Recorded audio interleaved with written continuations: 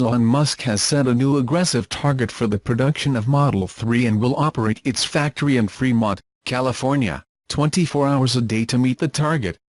Musk now says the Tesla needs to manufacture 6,000 models per week by the end of June, an increase of the company's previous target of 5,000 per week.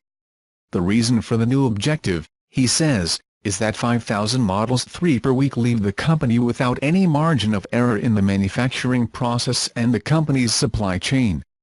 Actual production will move as fast as the less fortunate and less well-executed part of the entire Tesla production/supply chain system. To achieve these production numbers, Musk says the Tesla will stop working at Gigafactory today, and tomorrow at Fremont, 3 to 5 days. The company will use this time to make a complete set of updates that will allow it to reach production rates of 3,000 to 4,000 per week in May. Tesla will also hire 400 people a week for several weeks at both the Fremont facility and the Gigafactory in Nevada. The additional bodies will help the company add an extra shift of work for general assembly, body and paint, which will allow it to produce the Model 3 Albanian next day.